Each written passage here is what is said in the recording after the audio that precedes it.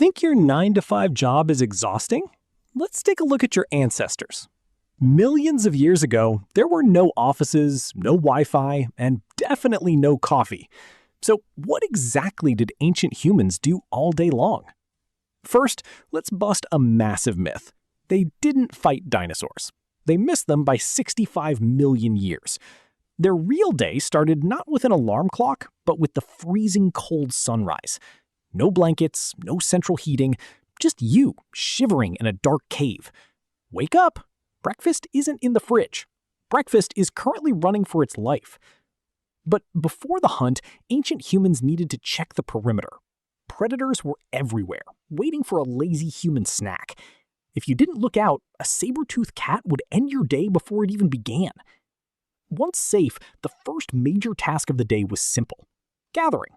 Fun fact, up to 70% of the ancient diet came from plants, nuts, and berries.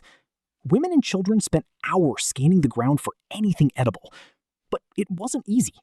Pick the wrong berry, and your whole family drops dead by noon. They had to be master botanists without a single book or Google search. They memorized thousands of plant species just by looking, smelling, and tasting. Meanwhile, the men were preparing for the main event, the hunt. Forget Hollywood movies. They didn't have iron swords or shiny armor. Their weapons were literally just sharp stones tied to sticks with animal guts. Making these tools took hours of precise, tedious smashing. One wrong hit, and your perfect flint spearhead shatters into useless dust. Once weapons were ready, the hunting party tracked their target for miles. Their favorite target? The woolly mammoth. A walking mountain of meat. Imagine trying to kill an elephant using nothing but a toothpick. That was their life. They couldn't overpower it, so they used a superpower called persistence hunting. Humans can sweat to cool down, but most animals can't. So ancient humans would literally just walk and jog after an animal for hours. No stopping, no breaks. Just relentless tracking under the blazing sun. Eventually, the animal would collapse from sheer exhaustion and heat stroke. And that's when the humans finally struck. Dinner is served. But wait, the hunt is only half the job. Now you have to carry it back. Imagine dragging 200 pounds of dead weight across 10 miles of rocky terrain. And remember those predators? They smell the fresh blood from miles away. It was a race against time to get back to camp before the hyenas arrived. Back at camp, around midday, it was time for the absolute greatest human invention: fire. Fire wasn't just for warmth. It was their stove, their light, and their security guard. But starting a fire without matches required serious upper body strength. You had to spin a stick until your hands literally bled to get a single spark. Once the fire was roaring, the cooking began. This changed everything. Raw meat takes forever to chew. Cooked meat digests in minutes. This extra energy from cooked food literally caused our ancestors' brains to explode in size. So you can thank ancient barbecue for your high IQ and your ability to watch this video. After lunch came the afternoon chores. Yes, even cavemen had chores. Animal skins had to be scraped clean of fat and blood, or they would rot and stink. This skin became their clothing, blankets, and tent walls. Zero waste. Water collection was another endless task. No pipes, no taps. You had to walk down to the river with heavy, leaky containers made of animal bladders. And crocodiles were always waiting at the watering hole for an easy meal. Drinking water was a high-stakes gamble every single time. If you survived the water run, you had to maintain the shelter. Wind and rain would constantly tear apart your home of branches and leaves. It required constant patching, rebuilding, and reinforcement. But here is the craziest part.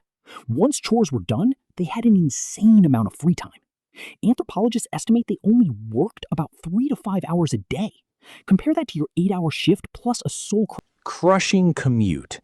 So what did they do with all that extra time? They hung out and gossiped.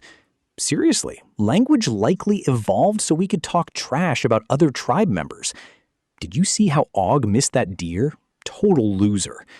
Social bonding was literal survival. If the tribe didn't like you, you were kicked out. And being alone in the wilderness meant certain death. No exceptions.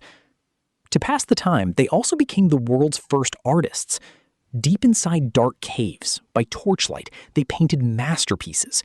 They made paint out of crushed rocks, charcoal, and saliva. Why did they paint? Maybe to tell stories, or maybe just to say, I was here. They also loved music. The oldest instruments found are flutes made of bird bones. Imagine sitting around a fire, listening to bone flutes and drum beats on hollow logs. It wasn't all fun and games, though. Late afternoon brought dental hygiene time, or lack thereof. They didn't have toothbrushes, but surprisingly, they had fewer cavities than us. Why? 0 refined sugar. No soda, no candy, no processed carbs. But if a tooth did get infected, there was no dentist. You just endured agony. Or your friend pulled it out with a pair of primitive rock pliers. Yikes. As the sun began to set, the mood shifted. Danger was returning. Nighttime in the ancient world was pitch black. No streetlights, no screens. The entire tribe gathered inside the shelter, packing close together for warmth. This is when elders passed down the history of the tribe through oral storytelling. Every myth, every survival tip, every boundary line was kept in their heads. They were living libraries. If an elder died, a whole encyclopedia vanished. Before sleeping, they had to appoint a night watchman. Someone had to keep the fire alive all night long. If it went out, you were defenseless. Predators like cave hyenas hunted exclusively in the dark. Sleeping was never fully deep. You had to stay alert to every snapping twig. Let's talk about their health. If you made it past childhood, you were actually incredibly fit. No obesity, no diabetes, no cardiovascular disease from sitting too long. Their daily life was the ultimate cross-training workout. Running, lifting, climbing, carrying. But if you broke a leg, no emergency room, no casts. The tribe would either carry you for weeks or you were left behind. Harsh? Yes, but nature has no mercy. It's adapt or die. What about the weather? No weather app to warn them about a blizzard? If a severe winter came early, the entire tribe had to pack up and move immediately. They were nomadic, meaning they had no permanent country or home.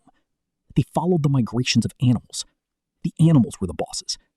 Imagine moving your entire house and family every few weeks on foot. No suitcases, no trucks. Everything you owned fit in your hands. This meant material wealth didn't exist. Nobody cared about owning things. Status wasn't based on money. It was based on your skills and generosity. Can you hunt? Can you find water? Can you tell great stories? That was your currency. Childhood was also completely different. No schools, no tests, no math homework. Children learned by playing and copying exactly what adults did. Playtime was hacking bugs or throwing small sticks at targets. By age 12, you were considered a full adult ready to face the world. Courtship and romance were simple, too. No dating apps, no swiping left. Your options were limited to the 30 people in your immediate tribe. Sometimes tribes met at big festivals to swap stories, trade, and find partners. These meetings were vital to prevent genetic inbreeding and share new tech. Tech support back then meant showing someone a better way to tie a rock to a stick. If one tribe discovered how to make better fire, the knowledge spread quickly. So let's look at the balance sheet of an ancient human's day. On the bad side, high infant mortality, no modern medicine, freezing winters, and predators. On the good side, clear air, organic food, 0 debt, plenty of rest, and deep social bonds. They didn't worry about inflation, house prices, or social media algorithms. They lived completely in the present moment, right here, right now. When they were hungry, they hunted. When they were tired, they slept. Their minds weren't constantly flooded with news from across the globe. Their entire universe was just their valley, their river, and their tribe. So, next time you're sitting in a boring meeting, staring at a blank Excel spreadsheet, and your boss is complaining about some completely imaginary deadline, just close your eyes and remember your inner caveman. Your DNA was built for running through forests and sitting around campfires, not for sitting in a spinning chair under fluorescent office lights. Hit subscribe if you're ready to trade your laptop for a hunting spear. See ya!